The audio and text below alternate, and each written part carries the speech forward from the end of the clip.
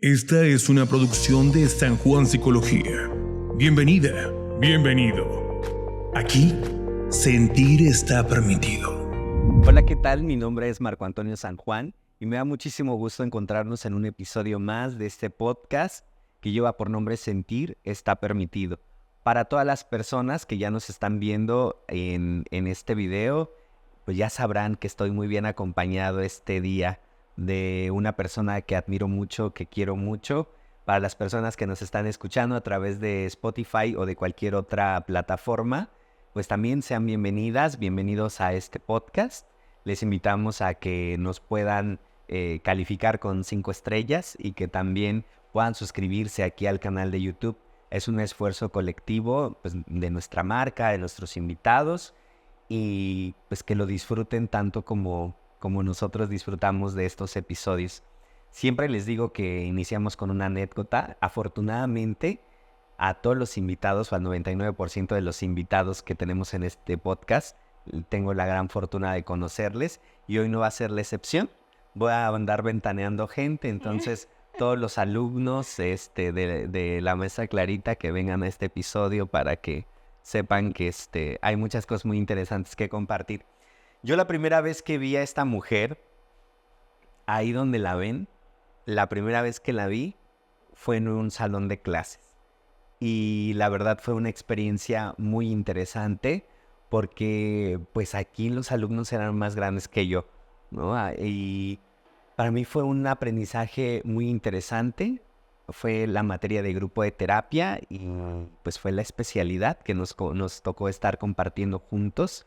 A partir de ahí, recuerdo mucho que en algún momento en una intervención que hicimos en el consultorio, ella decía que tenía que escoger si me elegía como terapeuta o me elegía como amigo. Y pues salió ganando porque me eligió como amigo y pues en el amigo ya está incluido el terapeuta, ¿no? Yo siempre le he dicho a Clarita, porque así es como me gusta llamarla y no es por ofenderla o por incomodarla, pero a mí me gusta llamarla así porque la siento cercana, porque la quiero mucho. Y siempre le digo que a mí me hubiera encantado tener una maestra como ella en la universidad. Creo que es de las pocas personas que he visto que con mucha pasión, con mucho esmero, hace su trabajo y aparte lo disfruta incansablemente. A veces cuando vienen a sesión algunos chicos y escucho hablar de ti, siempre he tenido muy buenas referencias y a mí me llena mucho de orgullo no solamente decir que te conozco, sino también decir que eres mi amiga. Me da muchísimo gusto que estés en San Juan. Todavía no me alcanza el presupuesto. Ella es una más de las que todavía no me alcanza el presupuesto para traerla a trabajar de lleno a San Juan, pero yo siempre te he dicho que este es tu espacio, que esta es tu casa y aparte, pues sabes que también en nuestra casa tienes un lugar muy especial, que mi mamá te aprecia mucho y que pues no sé ni por dónde empezar el día de hoy. Bienvenida a este podcast, maestra Clara Ivette. Muchísimas gracias, maestro Marco, o Marco, como te conozco. Para mí es un gusto estar en este espacio que además te escribí hace un momento. Es un espacio de escucha, de mucha reflexión también, y que yo agradezco el hecho de ser tu amiga, el hecho de ser compañeros también en esta vida, en el trabajo. Y gracias por la anécdota, porque sin duda alguna el haberte conocido abrió pues estas posibilidades, pero también como el reconocimiento hacia mí como persona. Aquí Marco no me deja mentir. De pronto soy muy seria, entonces Marco es como la chispa que me hace cambiar o transformarme y eso lo agradezco enormemente, ¿no? Porque pocas relaciones podemos encontrar, o muchas, tan congruentes, tan en sintonía y pues que nos permiten ser parte fundamental de la vida de la otra persona, y así te percibo a ti. Así Pues que te agradezco. es recíproco. Y aparte de que se dedica al tema de la docencia, hay un tema en particular que yo quería que viniera a compartir con nosotros, a pesar de que pues he escrito ya de esto. Creo que nombrarlo, ponerle un nombre muy específico, para poder tener esta completud es fundamental para mí. Vamos a hablar de los tiempos líquidos y quién mejor que ella para explicarnos un poco de qué va, cómo surge y pues todo donde nos vaya llevando este podcast. Pues claro. Sí, seguramente han escuchado este término de la liquidez o los tiempos líquidos o el amor líquido. Y proviene de un sociólogo, Bauman, que justo empieza a hablar de estos tiempos modernos y obviamente también en estos tiempos modernos de todos estos cambios, de todas estas innovaciones, tanto tecnológicas como incluso de seguridad y que trascienden a nuestras relaciones personales. Y entonces, algo que notamos actualmente, pues es de pronto esta construcción de vínculos ya no tan seguros, ya no tan estables, sino más superficiales. Y con los cuales nos vamos familiarizando. No puedo decir que desafortunadamente, porque en ocasiones también se necesitan estos vínculos quizá un poco más efímeros, momentáneos. No siempre tenemos esta confianza y esta seguridad para mantener vínculos a profundidad. Y se necesitan tener ciertas características. Entonces, Bauman lo que plantea es justo que en esta transformación nuestras relaciones van cambiando. Y estos cambios implican que de pronto nuestra seguridad o nuestra estabilidad pues también se empiece a mover, ¿no? Estas arenas movedizas en donde no nos sentimos tan seguros. Y bueno, pues esto trasciende a muchos espacios, escuela, pareja, la propia casa, con las amistades. Entonces es importante también pues ir pensando en este tema, ¿no? Que es importante. Sí. Fíjate que pensaba cuando escucho hablar de tiempos líquidos, lo primero que pienso es en el tema pareja. Y me llama mucho la atención que también es un término que puede ayudarnos a entender otras relaciones, como la amistad. No sé, aquí tú me compartirás también desde lo que tú sabes, si también este término podríamos llevarlo al tema de la familia. Sí. Sí, claro. Esto es importante y esto lo vemos cuando justo en las familias, cada vez, obviamente ya casi todos los miembros de la familia o trabajan o tienen responsabilidades diversas. Entonces, estos tiempos que antes eran para compartir en familia, cada vez se vuelven mínimos. De pronto, no sé si recordarás o a ti todavía te tocó el tema de compartir la mesa con la familia, tener tiempos para comer. Y entonces a veces papá o mamá te esperaban para pasar ese tiempo juntos. Ya. Y entonces tenían su media hora o una hora para comer. Y actualmente vemos que esto se ha ido transformando. Cada quien en la familia come a la hora que quiere, a la hora que puede. Hay muy pocos espacios de encuentro porque unos trabajan, otros estudian. Entonces, en la casa, este espacio que era el espacio seguro, pues de pronto ya no hay nadie. O está una persona que no es una figura tan estable. Y entonces empiezan todas estas series de transformaciones que se trasladan también a otros espacios, ¿no? Como la escuela, como la pareja. Pero finalmente en la casa es donde nos empezamos nosotros a construir y en donde tenemos nuestro primer acercamiento también a cómo crear estas relaciones con los demás. Totalmente. Gracias porque me estás respondiendo lo que yo había asociado primero con el tema de las relaciones de pareja.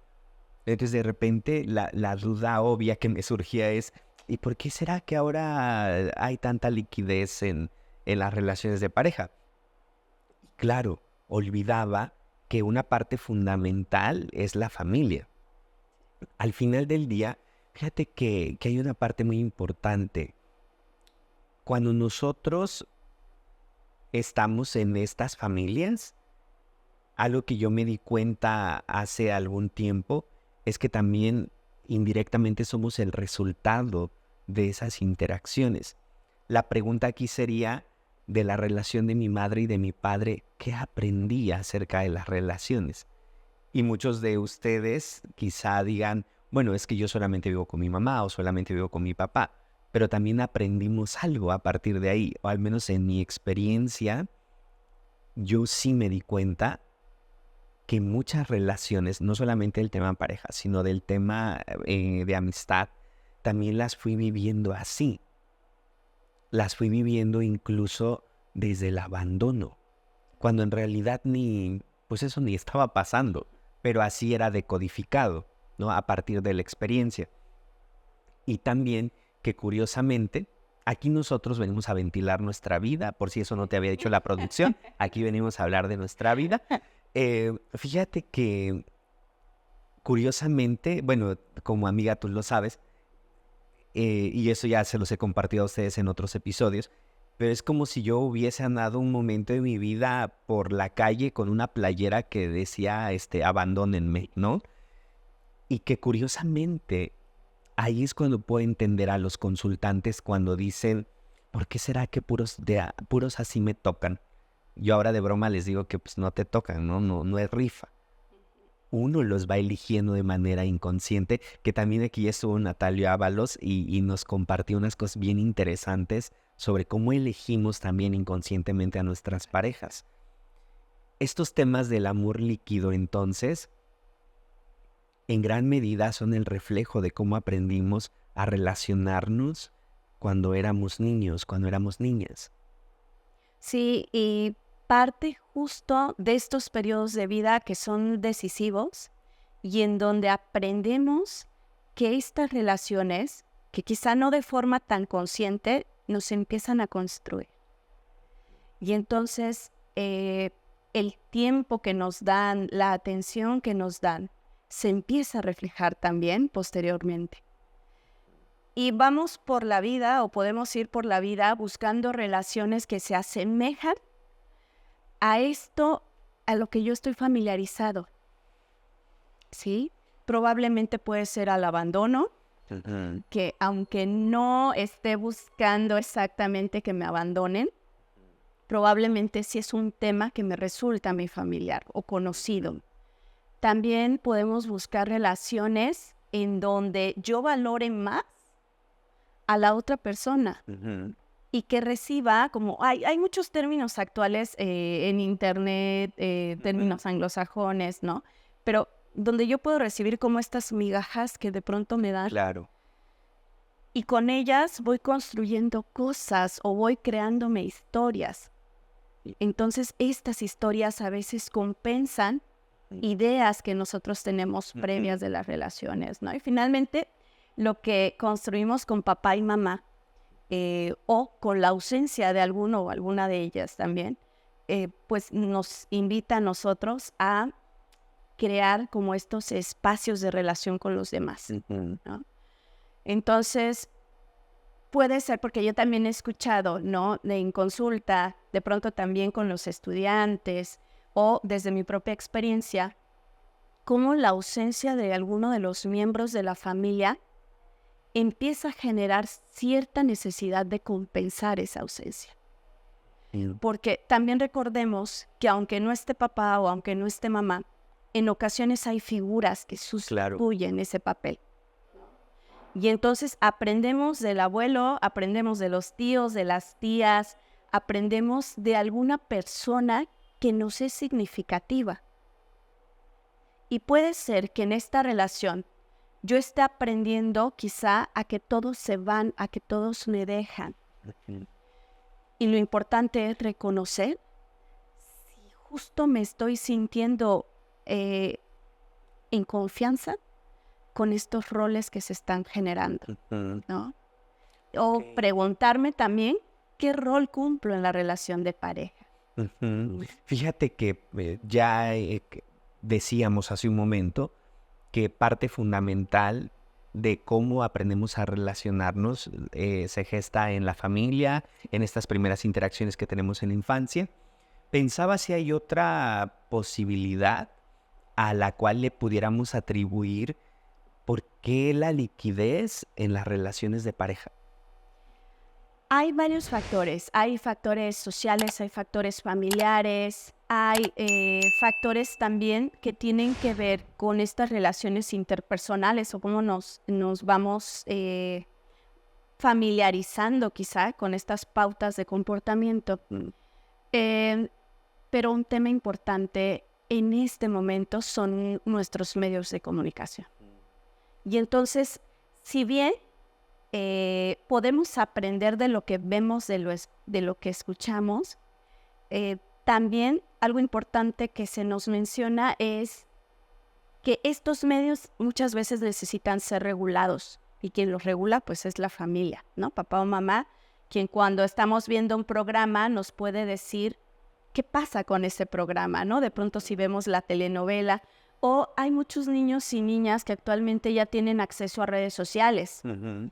Y entonces, claro que están más familiarizados con términos que a veces los padres no conocen todavía. Claro. ¿No?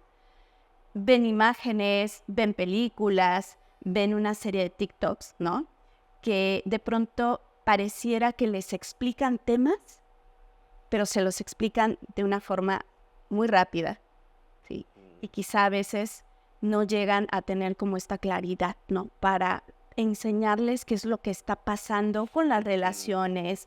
Y bueno, finalmente eso nos lleva a que se aprendan cosas.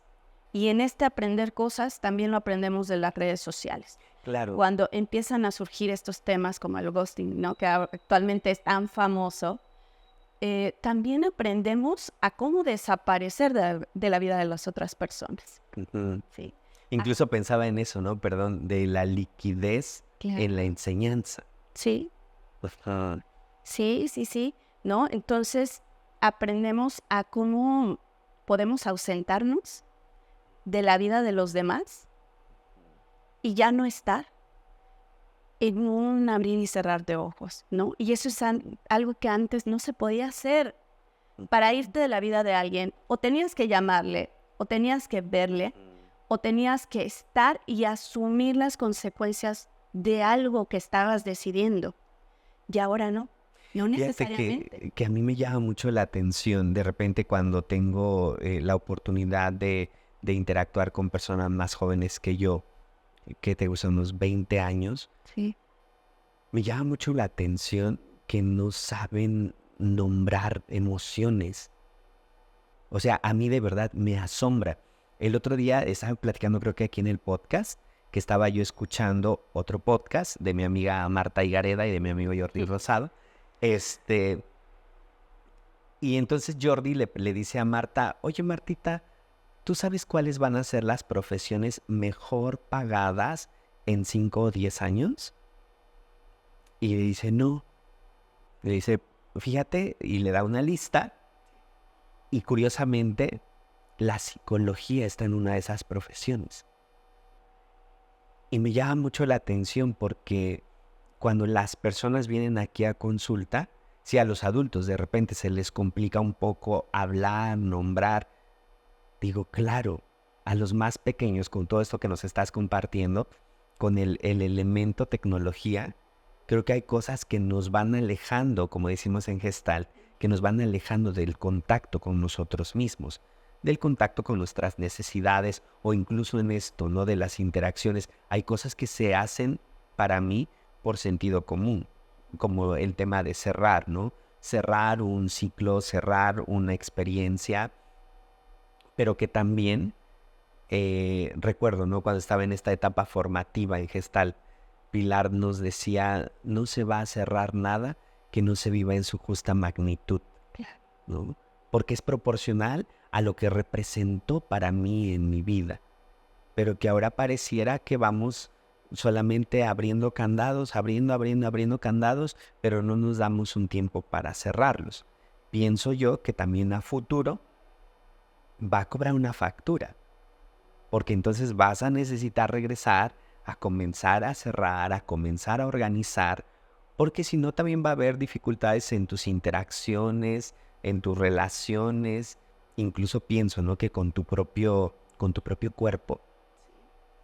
Sí, justo ahorita que lo mencionas, es una situación que a veces le comentaba o le platicaba a mis estudiantes, que sabían que yo estaba en este proceso de especialización en Gestalt, era justo la dificultad que a mí me generaba expresarme emocionalmente, ¿no?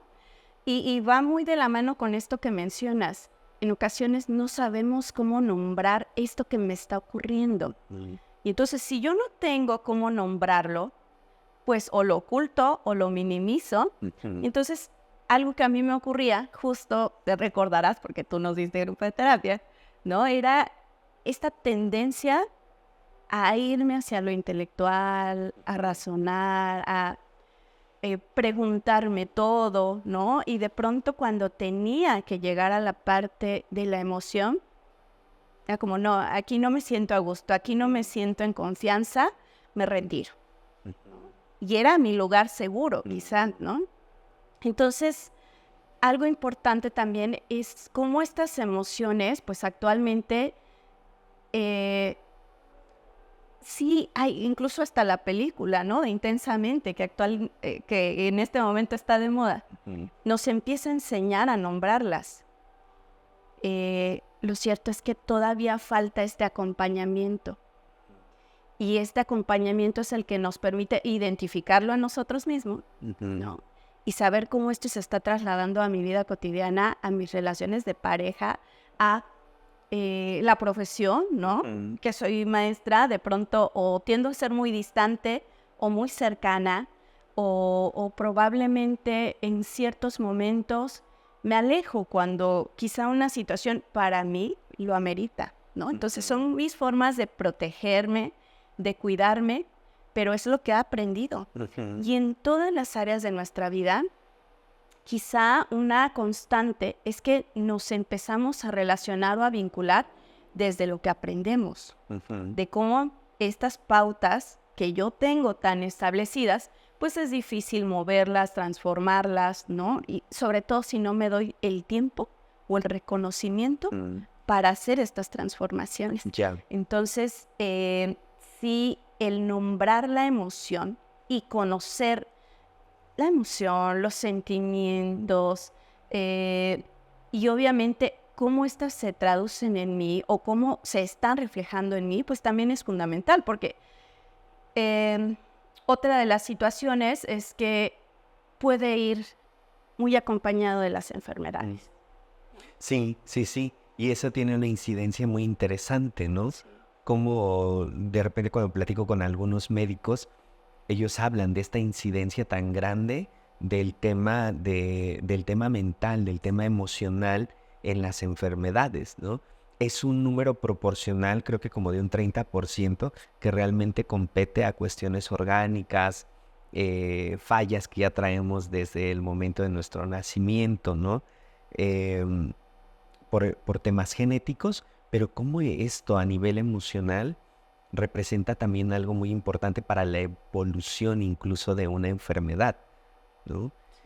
Y pensaba, ahorita que te escuchaba con todo esto, dos cosas. La primera, la gente que quiere saber más de tu trabajo, que le gustaría tener una sesión contigo, ¿cómo te puede contactar? Bueno, yo estoy trabajando principalmente en la docencia y pues también en este momento estoy en este espacio que pues es de mi queridísimo San Juan. Entonces pueden contactarme a través de mi número celular y pues bueno, agendar una cita y pues ya, este sería como el espacio en donde tendríamos esta oportunidad. Sí. Entonces, si a ustedes les interesa tener una sesión con Clara, pueden comunicarse a la red de San Juan Psicología y ya nosotros hacemos la canalización directa con ella. Ella pertenece a nuestros terapeutas que están aquí, nosotros le llamamos terapeutas colaboradores en San Juan. Aparte están nuestros psicoterapeutas de estancia permanente, aparte están nuestros colaboradores en línea. Entonces, si a ti te interesa tener una sesión, puedes comunicarte directamente a la red de San Juan Psicología y con mucho gusto iremos canalizando tu mensaje. Así previo porque al punto donde quería ir es, ya observamos un poco de esta dimensión que representa el asunto de dónde proviene, cómo se manifiesta, y no quiero dejar desaprovechado el hecho también de tu experiencia como docente, porque mi pregunta sería, ¿qué hacer? ¿Cómo ayudar? Aunque no me gusta mucho esa palabra, creo, pero es una manera muy fácil de poder entender cómo ayudamos, cómo aportamos, cómo sumamos para contrarrestar toda esta liquidez. Sí, fíjate que como docente considero que un papel importante es el acompañamiento.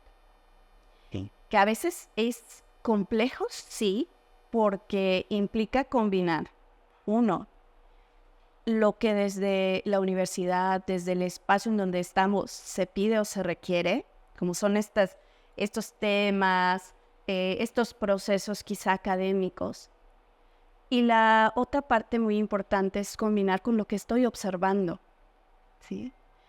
Probablemente desde problemas en el aula, ¿no? Dificultades en las interacciones con los compañeros. Algo muy importante también y que pues en la universidad se presenta son chicas que quizá ya tienen a sus hijos o a sus hijas y que de pronto el estar en la universidad implica un reto también mayor, ¿no? Yo lo noto porque una de las materias que doy también es seminario de investigación.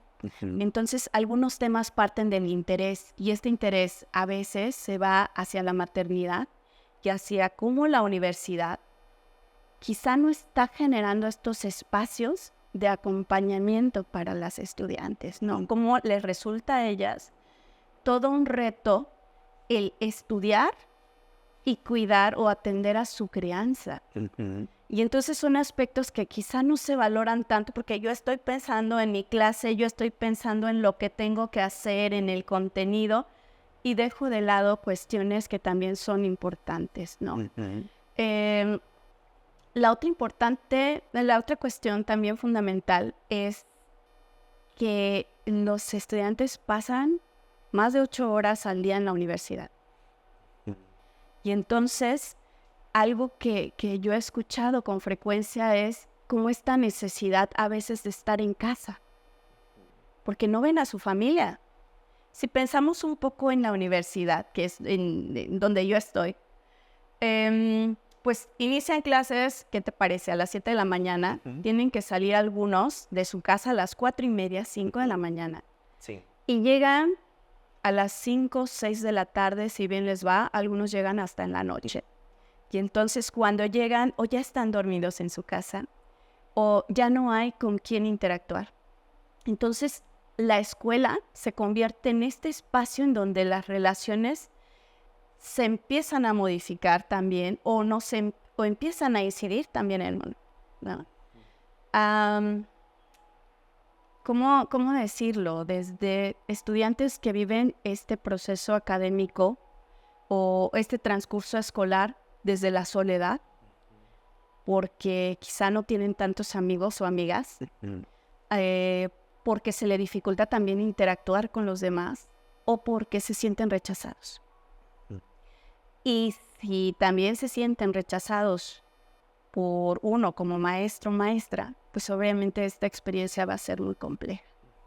Entonces, a veces vale la pena detenernos, preguntar también cómo estamos, cómo están, y buscar estos procesos de acompañamiento, ¿no? Algo que recuerdo mucho también en las clases era cómo en ocasiones dentro de estos ámbitos educativos se ve a la psicología como una forma de castigo, ¿no? Lo recuerdo por ahí en una de las clases, porque era, si el grupo tiene problemas, vamos a llamar al área, ¿no? Y entonces, si estás presentando problemas académicos, problemas familiares, y esto impacta quizá en tus calificaciones, en tu rendimiento, vamos a llamar a terapeuta, ¿no? O vamos a hacer esta canalización. Pero entonces se ve como un problema. Y entonces, lejos de ayudarnos a cómo gestionarnos e incluso de cómo el grupo puede servir como un agente o como estos espacios seguros. Pues muchas veces en las universidades o en las escuelas esto no resulta así, ¿no? Entonces, habría que pensar que una gran cantidad de horas las pasamos, tanto quienes trabajamos en estos espacios como quienes estudian, de esa forma. Y entonces mi compañero, mi compañera, mis estudiantes o las personas que tengo cerca son con quienes más voy a estar familiarizado. Y quienes finalmente en mi trayecto de vida van a generarme pues ciertas emociones o sentimientos. Entonces, si estoy quizá en situaciones de estrés, pues el grupo puede ser un mediador. Y no hablo tanto de lo individual, porque yo puedo aprender a gestionar en procesos terapéuticos también. Yo puedo aprender a reconocer o a reconocerme a mí mismo. Y cuando llego a otro espacio en donde están los demás, en ocasiones hay ciertas incidencias o hay ciertas dificultades también que impactan en cómo me estoy sintiendo. Entonces sí, yo puedo estar en todo un proceso de aprendizaje sobre cómo me siento, cómo estoy. Pero claro, al escuchar a otros, al tener las historias de vida de otros, pues también puede ser que por ahí existan ciertas modificaciones en cómo me siento. Y entonces, pues las amistades son un referente, pero también los maestros o maestras.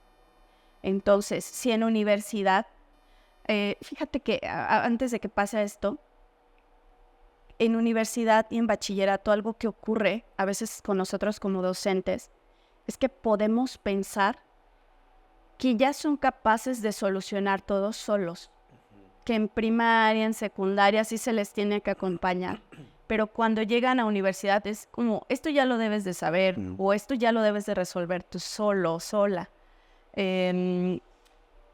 Y en ocasiones no es así, porque parte de un aprendizaje. Y a veces no se ha aprendido también cómo sobrellevar este tipo de situaciones. Entonces, todavía en universidad podemos estar acompañando, podemos estar escuchando atentamente a lo que se presenta y a lo que nos dicen. Entonces, dar espacios también entre estas clases o creo que también depende mucho de la institución en donde uno trabaja, pero hay algunas en donde sí se permite o hay esta posibilidad de que se te acerquen después de clase, ¿no? De que cuando estás en cafetería, de que cuando estás en algún otro momento, los o las estudiantes lleguen contigo. Y hay espacios en donde no, en donde te dicen, no, tienes que mantener tu distancia, tienes que respetar que este es tu espacio, ¿no? O este es tu aula, y cuando sales del aula ya no le dirigen la palabra a nadie, ¿no? Okay. Entonces, es interesante porque también implica que yo no estoy escuchando a la otra persona. Y entonces puedes sentir que se le minimiza. Sí. Puedes sentir incluso que hay un rechazo. E imagínense si este rechazo ya viene de la familia, ya viene con la pareja, y que todavía en la escuela considere que se está presentando. Sí, porque incluso pensaba en que es como si se cosificara al otro. Sí, claro. Como si solamente fuera un número, como si el alumno fuera parte de la ambientación de un salón de clases, pero no me interesa saber más allá. Qué interesante. Sí, y muchas veces la dificultad en la escuela es justo que se convierten en uno más, pues, de la matrícula. Entonces, si hay 30, 40 estudiantes, yo puedo tener la mejor intención de conocerlos, de conocerlas, y de pronto, pues, noto que es un espacio tan grande que no me doy el tiempo o la oportunidad de escuchar a los demás. Y entonces, pues, no se sienten reconocidos también. Y el reconocimiento en ocasiones es necesario. Sí. Es desde el nombrarlos, Claro. desde el ubicar el nombre, porque si nosotros los consideramos un número de lista, si nosotros de pronto se nos dificulta también como el hecho de reconocerlos, ¿no? O confundirlos. A veces incluso el confundirlos para ellos o para ellas es como una situación incómoda. Como no me puedo ubicar, ¿no? Si ya lleva aquí, que a veces les doy tanto tiempo, ¿no? Ya lleva aquí 3 años y todavía me confunde, ¿no? Y a veces puede ser quizá de forma como momentánea, pero también implica como el ver sus características y decir, yo te identifico, ¿sí? O sea, yo me acuerdo de ti. Y esto es importante porque podemos estar aprendiendo en otras relaciones fuera de la escuela que las personas incluso no se acuerdan de nosotros, ¿sí? Y lo podemos percibir hasta en el tema de pareja. Sí. Cuando siento que la otra persona se va y ya no me llama, ya no me busca y es como, o sea, se olvidó de mí. Sí, apenas, no sé, nos encontramos, Sí. apenas nos vimos, ¿no? Y ya no tengo ni una sola llamada. Ahorita que decías esto de los nombres, me hace pensar en 2 cosas. Una, que eso lo aprendí con un amigo, con mi amigo Daniel. Él decía, él fue a dar un curso a Tlaxiaco y uno de nuestros participantes dijo, a mí no me gusta mi nombre. Entonces él le dijo, te invitaría a buscar cuál es el significado de tu nombre y que lo puedas integrar, porque te vas a dar cuenta que en tu nombre hay mucha información. Y me resulta muy interesante porque digo, sí, es reconciliarnos con una parte que es nuestra. Pero el otro punto que me llama la atención es que hay gente cuando viene a consulta que nunca ha sido consciente quizá qué significa su nombre o cómo le gusta que le llamen. No cómo le han llamado, cómo le gusta. Y eso es algo que yo aprendí en la universidad. Por ejemplo, yo no tengo tema con mi nombre, me llamo Marco Antonio. Casi el 99.9% de las personas me dicen Marco. Y solo tengo un tío que me dice Toño, pero nadie me dice Antonio, ¿no? Solamente él me dice Toño. Y también cuando estaba en la universidad recuerdo mucho que estaba en esta escuela de enfermería, yo estaba en mi salón estaba justo atrás de la recepción y llegan unos alumnos y le dicen a Berito, ¿ya llegó el maestro San Juan? Entonces yo me quedé pensando y dije, qué interesante, ¿a poco aquí hay otro maestro que se apellida como yo? Y no, eran mis alumnos. Sí. Entonces ahí yo me empecé a dar cuenta que a mí me gusta ser nombrado San Juan. Por eso cuando yo te escucho, ¿no? Y me dices, mi querido San Juan, mi San Juan, o igual mi amiga Gina que me dice así, lo siento, lo acomodo, me hace sentir muy a gusto. Si con Marco o Marco Antonio me siento a gusto, con San Juan me siento muy a gusto. Y pensaba también cómo cambia. Yo sí, de repente cuando voy a algún lugar, alguna tienda, algún restaurante y veo el nombre de la persona, sí me doy cuenta cómo cambia cuando tú le hablas al otro por su nombre. Porque no es nada más un mesero, sino le estás asignando un nombre al otro, lo estás haciendo parte de esta interacción y para mí lo estás haciendo parte del servicio, de ese momento que tú estás viviendo. Porque pareciera que solamente pues, es un mesero que hace su trabajo, pero no, creo que se convierte en algo fundamental, se convierte en parte de esa experiencia que estamos viviendo. Sí, coincido y yo agregaría nombrarlo y verle. Verlo, ¿no? Porque también en la mirada nos reconocemos.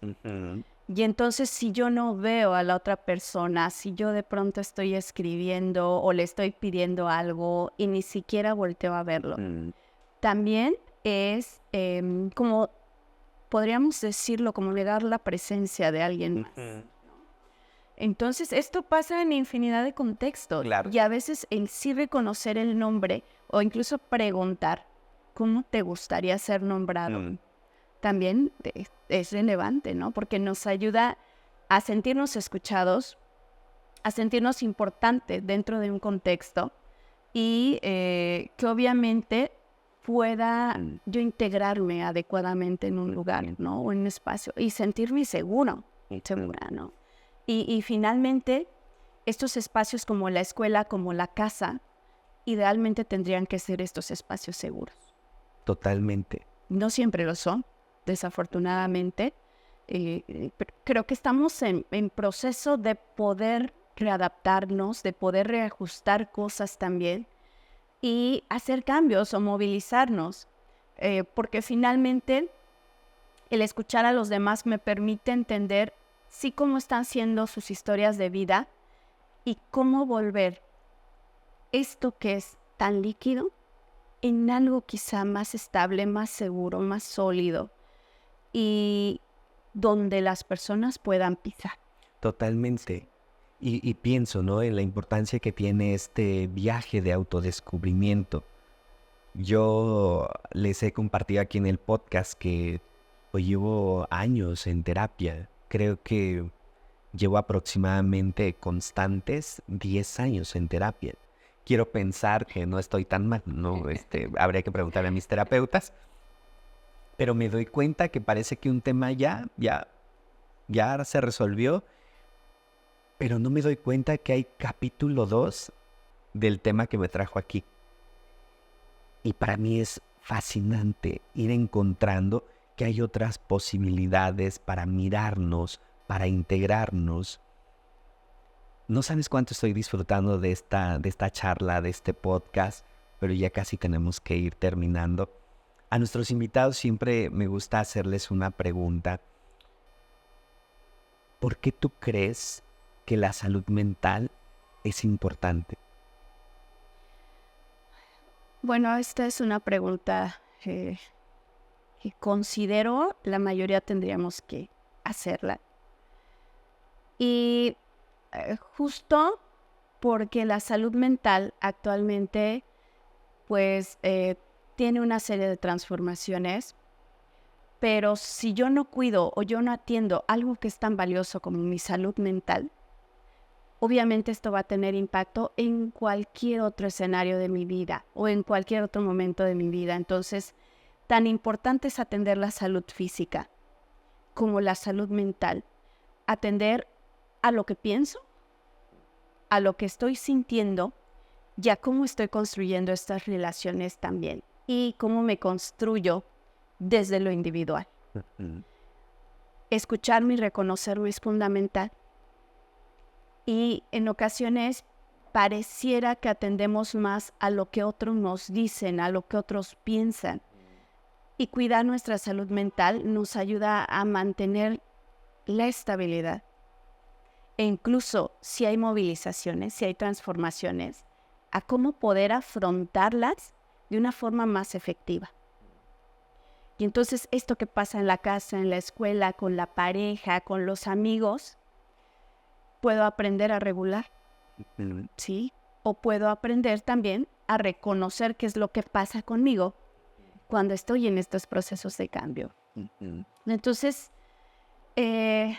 asistir a procesos psicoterapéuticos, aprovechar también las oportunidades que a veces las instituciones dan, ¿no? Con estos espacios que tienen de apoyo psicológico, de orientación, también son puntos medulares porque nos permite entender que es un esfuerzo colectivo y que entonces yo puedo trabajar desde el aula, yo puedo trabajar desde un consultorio, puedo trabajar desde un espacio colaborativo y que no hay una sola forma de atender a la salud mental. Totalmente. Coincido en ese punto contigo. El año pasado le propuse a mi querida Lupita de Natura hacer una colaboración en el marco del Día Mundial de la Salud Mental. Y me llamó mucho la atención que algo que hicimos es que, fue hace 2 años, porque hace 1 año hicimos otra actividad. Regalamos flores amarillas, ¿no?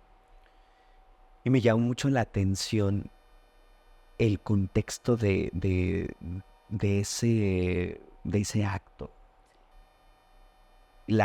No sé, a mí me impactó de verdad. Hemos estado, ahorita andamos en un proyecto, formo parte de el representante del sector privado de la del Sistema Local de Protección de Niñas, Niños y Adolescentes del estado de Oaxaca. Y he revisado algunas estadísticas. Hay algo que me llama mucho la atención. Oaxaca ocupa, no recuerdo si el 4º o el 6º lugar a nivel de todos los estados con un índice de mayor insatisfacción de la vida. Cuando digo, pero si Oaxaca es cultura, es tradición, es fiesta, digo, entonces, también, ¿qué estamos evitando a través de todo esto? ¿O qué no estamos mirando? ¿No? Y creo que es un punto de reflexión para todos nosotros, porque indudablemente yo sí creo que cada uno de nosotros desde lo que hace, por eso es que sacaba a colación el tema de Lupita, porque pareciera, ¿no?, que una florería como que puede contribuir a la salud mental, mucho. También nos regala momentos, ¿no? Ellos son testigos de momentos dolorosos, como puede ser una muerte, como un nacimiento, como una graduación, un cumpleaños, etcétera. Y creo que por eso coincidía en este punto. Yo he dicho desde hace 2 años a la fecha, la salud mental necesita salir a las calles. La salud mental es una realidad que necesita nombrarse de manera urgente y que también necesitamos hacer todo lo posible para que vaya al exterior. Porque hay personas que también no pueden pagar un servicio de psicoterapia. Y creo que también es necesario que a la parte que le corresponda ir haciendo todo lo necesario para que se pueda hacer también, pues, de la salud mental un derecho, me atrevería a decir, un derecho sostenible. Porque no nada más es nombrar y decir que qué bonito, todos tenemos derecho. Sí, todos tenemos derecho, pero ¿cómo? Porque tampoco se trata ahora de cargarle la mano al personal de salud mental que está en los hospitales. Porque entonces creo que va a ser contraproducente y sería totalmente incongruente, ¿no? Claro. Sí, y algo que agregaría es que vale la pena evitar minimizar los esfuerzos que hacen las personas por atender su salud mental desde las posibilidades que tienen, porque a veces no se acercan quizá a los espacios de psicoterapia, a los espacios de apoyo psicológico, pero sí buscan otras alternativas. Y no podemos decir que esto que hacen no es viable. Al contrario, es lo que están intentando y es lo que desde sus recursos pueden hacer. Y valioso es que elijan quizá en ocasiones un deporte, en ocasiones quizá algún espacio de relajación, que elijan como alguna actividad cultural, algo que contribuya a cómo se están sintiendo y a cómo se están percibiendo. Cualquier espacio puede apoyar en términos de salud mental, porque además son espacios en donde estamos en relación. Claro. Sí, entonces hay que evitar también minimizar estos esfuerzos que hacen y no pensar que quizá todo se va a trabajar dentro de un espacio como un consultorio, ¿no? Entonces, cualquier momento, cualquier situación puede ayudar a nosotros a transformar estas experiencias de vida. De nosotros mismos, pero también de los demás. Totalmente, ¿no? Porque pensaba, tenemos el recurso de los libros, tenemos estos recursos tecnológicos. Sí, entonces, los cuentos que son maravillosos, que hace rato que mencionabas a los niños, ¿no? O niñas, los cuentos son una herramienta muy valiosa y que en ocasiones nos enseñan a quizá cómo vemos el duelo, a cómo transitamos las emociones o cualquier otro aspecto, ¿no?, de nuestra vida, ¿no? Entonces, no desaprovechar también todos esos recursos. Bien, pues muchísimas gracias por haber aceptado estar en este podcast. De verdad he disfrutado mucho y como siempre he aprendido algunas otras cosas también que van retroalimentando no solamente mi quehacer profesional, sino también mi vida personal. A ustedes, pues agradecerles que hayan llegado hasta este punto del episodio. Gracias por suscribirse, gracias por compartir también este podcast con quienes crean que puede ser de mucha contribución. Les esperamos en un próximo episodio y también pues aquí en San Juan Psicología. Clara les estará esperando por si alguno de ustedes quiere venir a sesión. Muchísimas gracias y nos vemos en un próximo episodio. Esta es una producción de San Juan Psicología. Aquí, sentir está permitido.